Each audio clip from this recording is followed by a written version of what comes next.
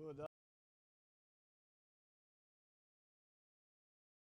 I was just thinking habang kumakanta ka, Jack, sabi ko, hindi ko akalain when I woke up this morning that I will be sitting here in the palace listening to this wonderful music. Thank you. Thank you very, very much.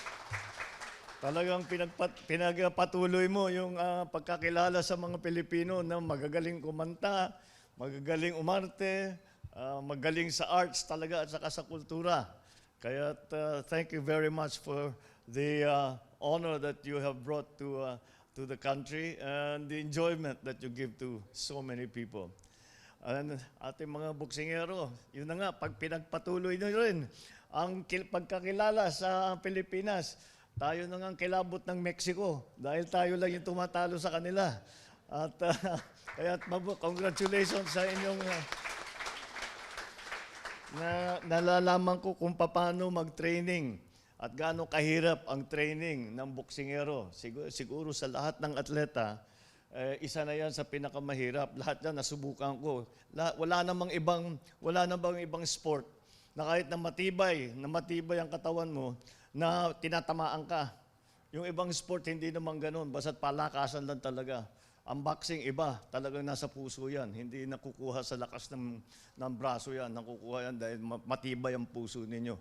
And that's the tradition that you saw, yung katapangan talaga ng mga Pilipino. Kaya tayo nag-excel dyan dahil matatapang tayo. At kayo na naman ay pinakita nyo na naman sa buong mundo na tayo ay talagang ganyan ang ugali ng Pilipino. Kaya nakaka-proud ang inyong ginagawa. Kaya kaming lahat ay napakalaki ang tuwa kapag napapanood namin kayo. At pinapanood namin kayong lahat. Napapanood namin kayo na dahan-dahan gumagaling at gumaganda ang nagiging resulta ninyo. Congratulations ulit at maraming salamat sa inyong dinadala. Tinitignan ko before coming down here, when I first got my briefer for today, sabi ko there must be a mistake. Why is there ice hockey in the Philippines? There's no ice hockey in the Philippines. Apparently, I was wrong. There is ice hockey in the Philippines, and I didn't. I just saw a news article. We have 2 NHL players already, dalawang Pinoy, that are playing professionally. I think out of Canada, no, and so I guess this shouldn't be a surprise.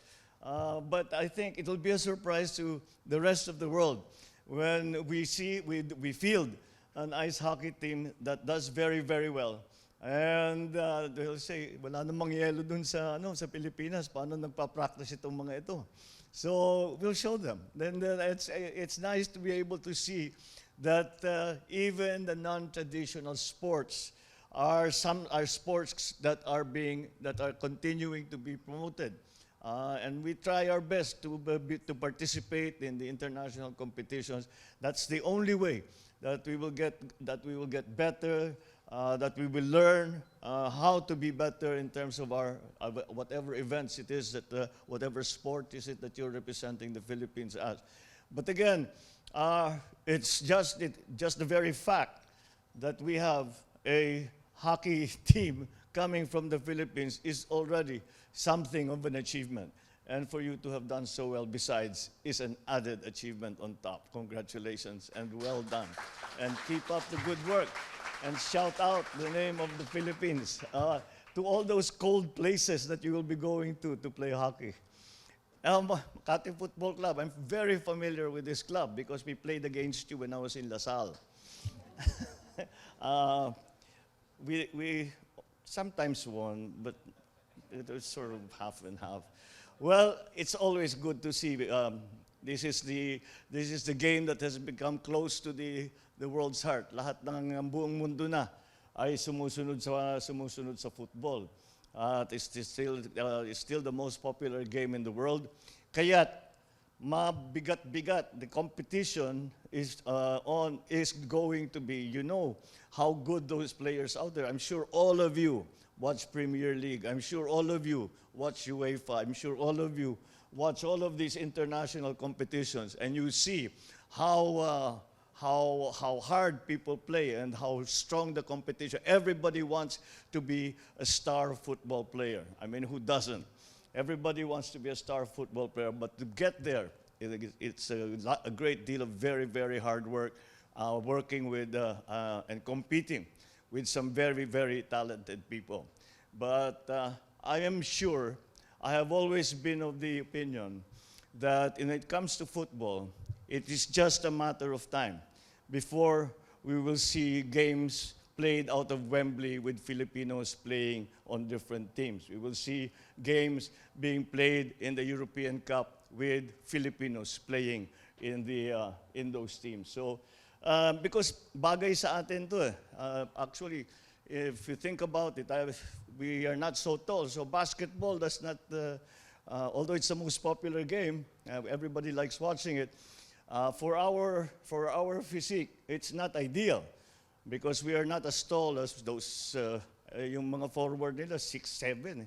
Diba? So mahirap talagang sabayan sa ganun. On the other hand, when it comes to endurance, when it comes to lower body strength, panalo tayo dyan. And that's where I think we can. And you know, the reason also Filipinos do well in sport and in the arts actually is because we are very graceful in general as compared to, I suppose, other people. And that's why I think, but that we train hard, we are coached properly. And really, when it comes to sport, it's the coaching that really makes all the difference in the world. You can make something out of you can make a good player out of a beginner, and you can make a great player out of a particularly talented player. So there is a lot of potential there. So keep up the good work, guys, and I'm sure you enjoy your playing. Join as many tournaments as you can. Then that nervousness that comes before you go on the pitch will slowly dissipate, and you'll start looking forward to it.